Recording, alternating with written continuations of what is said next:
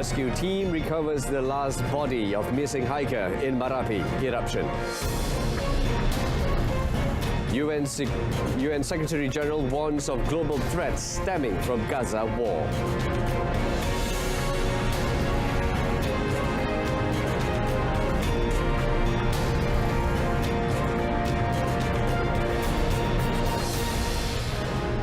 Good afternoon and salam Malaysia Madani. This is World Today and I'm Brendan Lepong. The last hiker missing after a volcano eruption in Indonesia was found dead, raising the death toll to 23, 3 days after the disaster. Mount Merapi on the island of Sumatra is Indonesia's west spewed an ash tower 3,000 meters into the sky on Sunday as 75 people hiked in the area. Hundreds of rescuers have worked tirelessly to find the missing hikers who have been carried down the mountain in body bags in an arduous search effort, hampered by further eruptions and bad weather that sometimes force workers to take shelter. Basarnas, the National Search and Rescue Agency, identified the final hiker as a woman. A total of 52 people had been rescued since the eruption. The head of Indonesia's volcanology agency, Hendra Gunawan, said Merapi has been at the second level of a 4-tier alert system since 2011, and a 3-kilometer exclusion zone had been imposed around its crater. He appeared to blame hikers after the eruption for going too close to the crater, saying the agency recommended no activity in that area. The official number of hikers given by officials was sourced to an online registration system, but officials warned there could have been more on illegal routes. Indonesia experiences frequent seismic and volcanic activity due to its position on the Pacific Ring of Fire, where tectonic plates collide. At least 3 people were killed after a fire broke out in a multi-story commercial-cum-residential building in Pakistan's biggest city, Karachi. Recorded footage showed the unfolding of the incident, with firefighters working to contain the blaze. The fire, originating on the ground floor, was eventually brought under control after a prolonged effort. However, during the subsequent recovery operation, 3 casualties were discovered within the building and their bodies were transported to the hospital morgue. The cause of the fire remains undetermined. Leading Chief Minister of Sindh Province, Justice retired Makbul Bakar, to order a formal investigation into the incident. The blaze comes on the heels of another recent fire tragedy in Karachi, where 11 lives were lost in a shopping mall blaze last month. Most structures in Karachi and other parts of the country lack fire prevention and firefighting systems, which often results in damages and casualties. Meanwhile, over in the United States, 3 people were killed and another critically injured in a shooting incident at a Las Vegas university, with the suspect also dead. The incident at the University of Nevada, a short distance from the gambling hub's tourist-packed Las Vegas Strip, was the latest in the United States, where gun violence is a part of the fabric of daily life. Police said they had responded to calls around midday and indicated that officers had engaged a suspect on the campus, where gunshots rang out in at least 2 locations. Television footage has showed police military-style vehicles moving near containment lines, as well as dozens of young people being escorted through them. 3 hours after the shooting erupted, the university continued to urge people to shelter in place, saying that police were working to clear each building in turn and that the investigation remained ongoing. Universities in the area were shuttered for the rest of the day, and flights into the nearby international airport were halted. Las Vegas is a gambling and entertainment hub that attracts millions of visitors every year, many of whom come to see large, high-profile events. The city was also the scene of one of America's deadliest ever mass shootings when a gunman opened fire on a crowded music festival in 2017, killing 60 people. Authorities in Colombia have blown up an illegal mining site and destroyed mining equipment in the country's Amazon as part of joint efforts with Brazil to crack down on gold mines in the area. Colombia's armed forces said Colombia and Brazil destroyed 19 illegal gold mining dredges in the Amazon rainforest, which were producing about $1.5 million of the precious metals a month and polluting rivers with mercury. According to the Colombian authorities, monthly production at the illegal mining operation was 23 kilograms. They further said the US-backed bilateral operation targeted the infrastructure of the transnational criminal group Familia del Norte, whose illicit gold mining dumped 114,000 grams of mercury and polluted 68 million liters of water every month.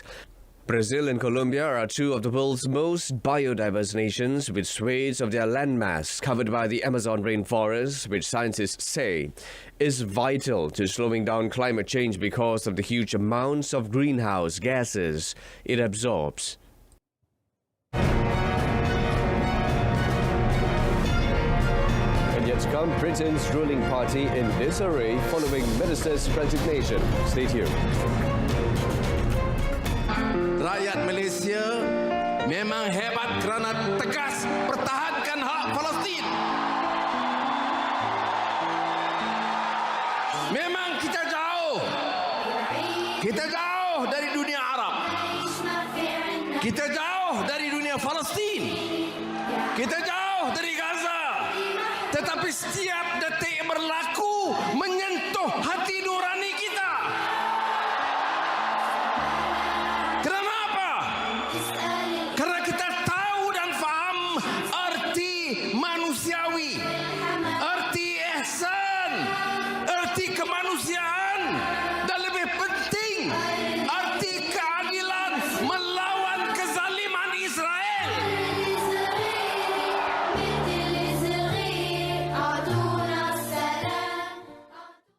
Welcome back. United Nations Secretary-General Antonio Guterres made a rare move to formally warn the Security Council of a global threat from the Gaza war as Arab states seeks to leverage that to push the Council to call for a ceasefire within days. Guterres told the Council in his letter that the war may aggravate existing threats to international peace and security. He invoked Article 99 of the founding UN Charter that allows him to bring to the attention of the Security Council any matter which, in his opinion, may threaten the maintenance of international peace and security. UN spokesperson Stefan Dujarric said the article has not been used for decades. In the letter, which has been shared with you, the Secretary-General urges the members of the Security Council to press to avert a humanitarian catastrophe, and he appeals for a humanitarian ceasefire to be declared. The United Arab Emirates gave the Council a brief draft resolution that would act on the letter from Guterres by demanding an immediate humanitarian ceasefire in the conflict between Israel and Hamas.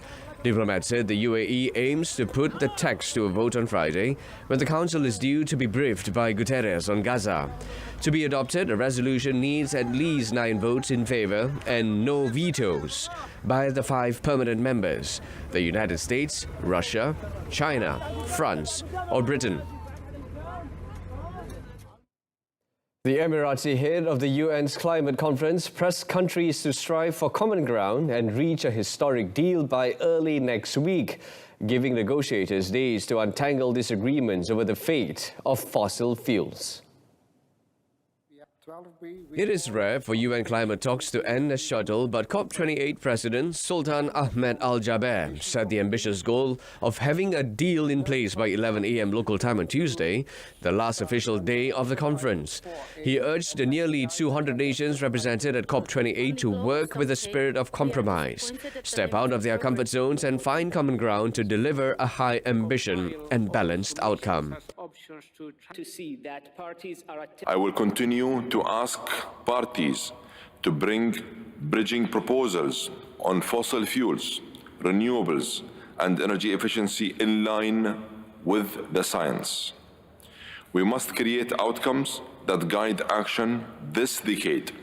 COP28 kicked off last week with the landmark launch of a Lost and Damaged Fund for nations devastated by climate change. But the first week of negotiations ended on Wednesday with delegations unable to produce an updated version of a draft agreement that was published the previous day.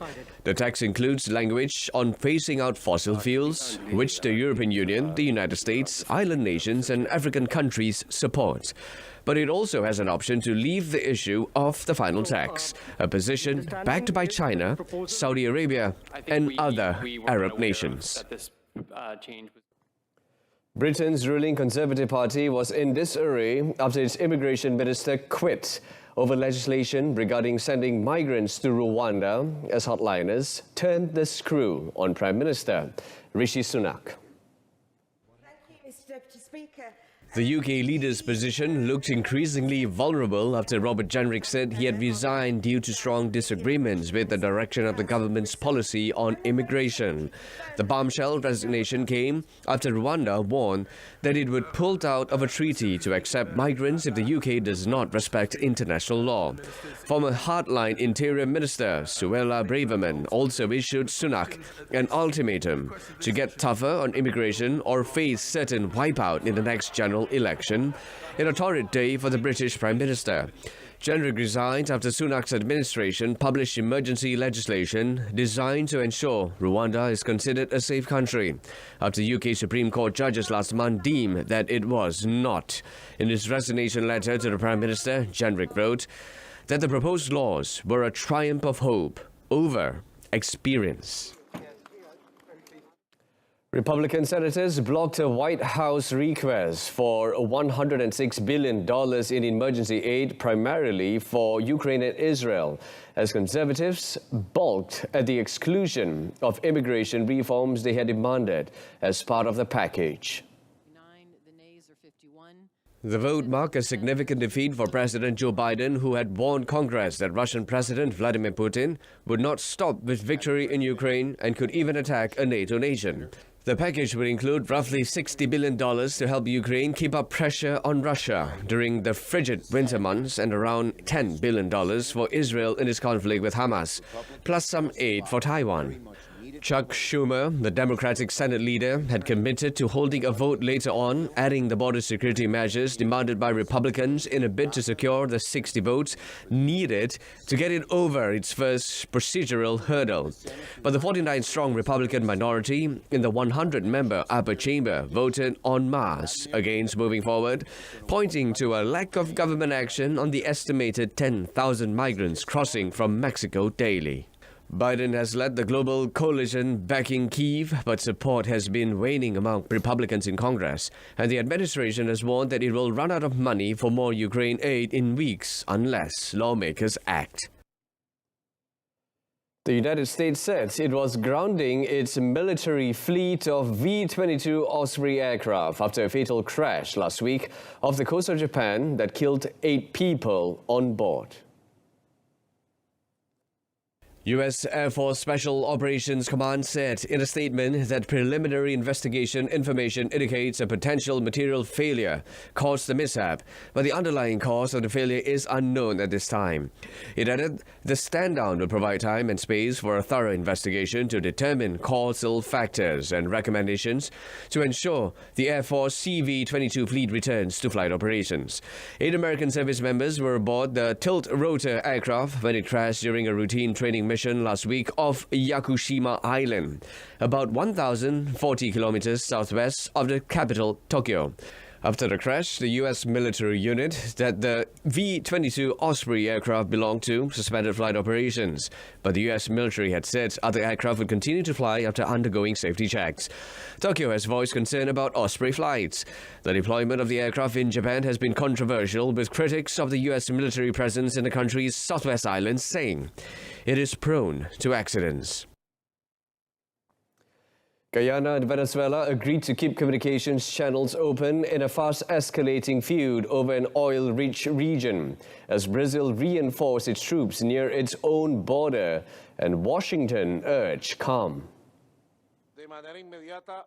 In Caracas, the government said its top diplomat, Yvonne Gill, had a phone call with Guyanese counterpart Hugh Todd to discuss the issue of the territorial dispute over the Essequibo region both countries lay claim to. The discussion took place at Guyana's request and concluded with the parties agreeing to keep the communication channels open. The Brazilian army, meanwhile, said it was reinforcing its presence in the northern cities of Pacaraima and Boa Vista as part of efforts to guarantee the inviolability of the territory. The United States urged calm and said it was closely watching the situation. On Tuesday, Caracas proposed a bill to create a Venezuelan province in Essequibo and ordered the state oil company to issue licenses for extracting crude in the region.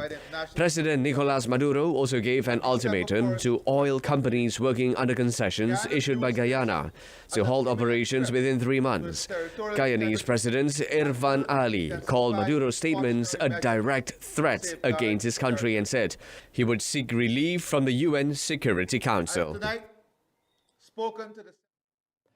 Former Peruvian President Alberto Fujimori was freed from prison after a court reinstated a pardon of his 25-year sentence for crimes against humanity.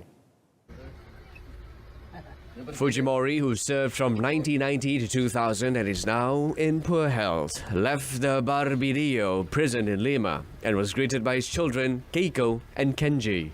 They drove away in a grey truck that moved slowly through a crowd of cheering supporters. Fujimori was sent to prison in 2009 over massacres committed by army death squads in 1991 and 1992, in which 25 people, including a child, were killed in supposed anti-terrorist operations. On Tuesday, the Constitutional Court ordered him freed for humanitarian reasons, reinstating a pardon that was first granted in 2017 but revoked by the Supreme Court 2 years later. Fujimori, who is of Japanese heritage, has divided Peruvians like few other former leaders. For some, he bolstered economic growth through his neoliberal economic policies and deserves praise for crushing left-wing rebel groups. Others remember with loathing his ruthless, authoritarian government style. European Union scientists said 2023 would be the warmest year on record, as global mean temperature for the first 11 months of the year hit the highest level on record, 1.46 degrees Celsius above the 1,850 to 1,900 average. The record comes as governments are in marathon negotiations on whether to, for the first time, phase out the use of carbon dioxide emitting coal, oil and gas, the main source of warming emissions at the COP28 summit in Dubai. The temperature for the January to November period was 0.13 degrees Celsius higher than the average for the same period in 2016, currently the warmest calendar year on record. November 2023 was the warmest November on record globally, with an average surface air temperature of 14.22 degrees Celsius, 0.32 degrees Celsius above the previous warmest November in 2020. The boreal autumn September-November was also the warmest on record globally by a large margin, with an average temperature of 15.30 degrees Celsius, 0.88 degrees Celsius above average. Copernicus Climate Change Service says, as long as greenhouse gas concentrations keep rising, people cannot expect different outcomes from those seen this year. It said the temperature will keep rising and so will the impacts of heat waves and droughts.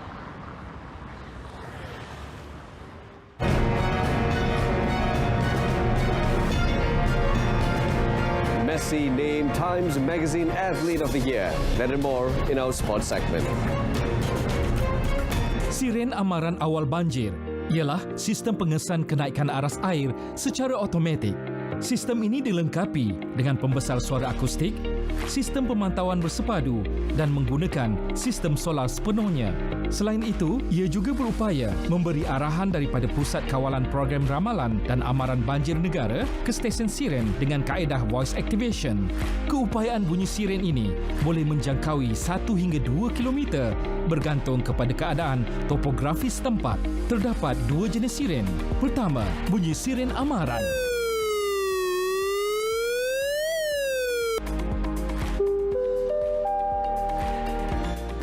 Amaran. Air sungai telah melebihi aras amaran. Semboyannya kedengaran apabila air sungai melepasi aras amaran dan penduduk diminta bersiap sedia untuk berpindah. Kedua, bunyi siren bahaya.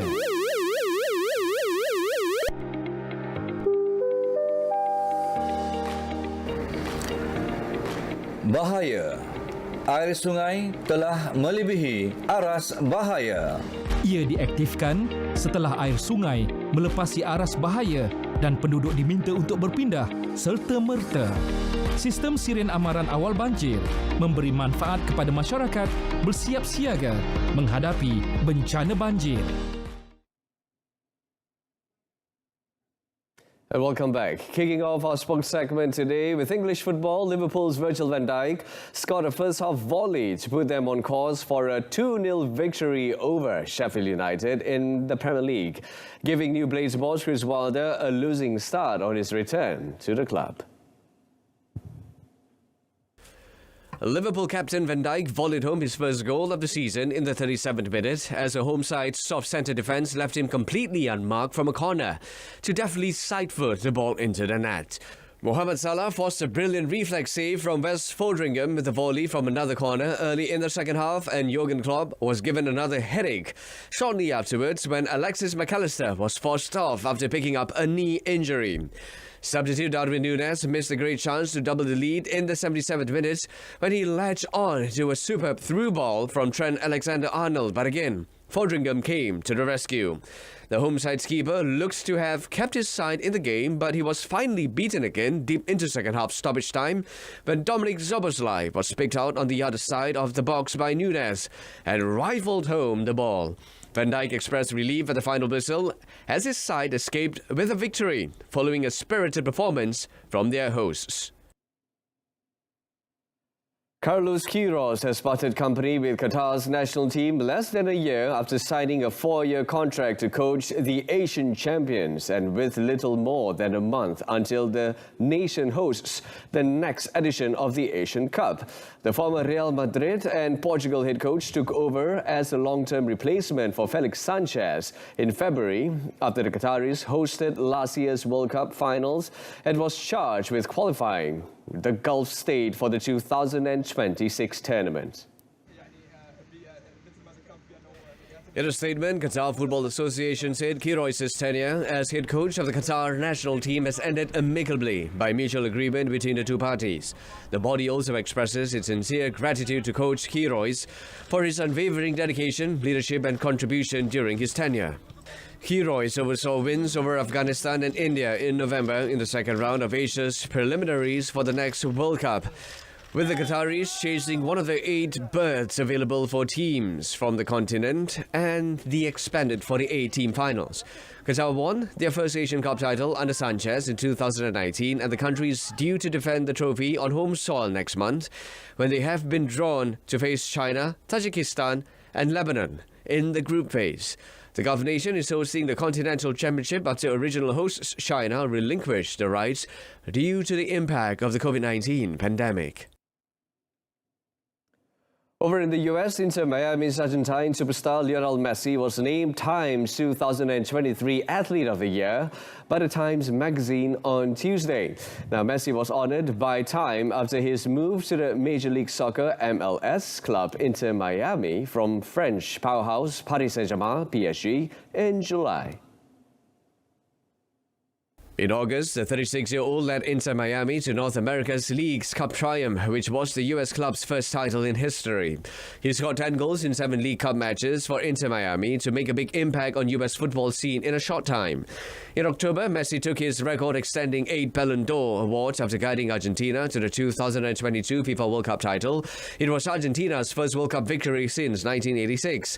Messi, who played for Barcelona for more than a decade, scored 672 goals in 778 appearances to be the Spanish club's all-time top scorer. He won numerous titles at Barcelona, including 10 Spanish La Liga titles and 4 UEFA Champions League titles. During his football career, Messi won 44 trophies, including the 2021 Copa America and 2022 World Cup with Argentina. Manchester City's injured midfielder Kevin De Bruyne was a surprise inclusion in the treble winner squad for the FIFA Club World Cup. De Bruyne has been sidelined since suffering a recurrence of a hamstring injury in City's opening Premier League game of the season at Burnley in August. The Belgian needed surgery on the problem which he originally sustained in City's Champions League final victory over Inter Milan. Speaking at the Abu Dhabi Grand Prix in November, he said he hoped to return in early 2024. City manager Pep Guardiola recently backed that assessment of his influential star's fitness. But FIFA's official website confirmed that De Bruyne's presence in City's 23-man squad for the tournament in Saudi Arabia. Whether the 32-year-old will be fit enough to feature remains to be seen. The Club World Cup begins on 12 December, although City, who are representing Europe as the Champions League holders, do not enter until the semi-final stage 7 days later. They will play the winner of the second round match between Mexican side Club Lyon and Urawa Red Diamonds of Japan. City's potential final opponents are Al Ahly, Al Ittihad, Auckland City and Fluminense. Winning the Club World Cup would give City 4 major trophies this year after they clinched the Premier League, Champions League and FA Cup last term. Still in football, German champions Bayern Munich have reached an agreement to sign Spain winger Brian Zaragoza from La Liga side Granada next summer. The agreed fee for the 22-year-old winger is a reported 15 million euros, and Bayern said he will pen a 5-year deal running until 2029. Bayern sporting director Christoph Freund said Zaragoza is one of Spain's up-and-coming players and has been on the club's radar for a while. He added Zaragoza will increase the team's attacking options, and he wished him the best of luck for the rest of the season with Granada and looked forward to him joining the club in the summer. Zaragoza has scored 5 goals and laid on 2 assists in 14 league matches this season, including netting a double in a 2-2 draw with Barcelona in October. In the same month, Zaragoza made his debut for Spain, coming off the bench at half-time in a 2-0 win over Scotland. Zaragoza came through the youth system at Granada and has since made 51 senior appearances for the club, scoring 10 goals. In F1, the Federación Internacional del Automóvil announced a compliance probe on Tuesday that drew a furious response from the sport's owners, top team Mercedes, and one of the most senior women in motorsport. The storm broke after the FIA issued a surprise statement saying it was looking into reports a team boss had received confidential information from an employee of the commercial rights holder. Although the principal was not named, media identified him as Mercedes' Toto Wolff, whose wife, Susie, leads the all-female F1 Academy and reports to Formula One Chief Executive Stefano Domenicali. Susie Wolff, a former racer who was also previously a team boss in the all-electric Formula E series, said on Instagram that she felt deeply insulted, but sadly unsurprised by the allegations.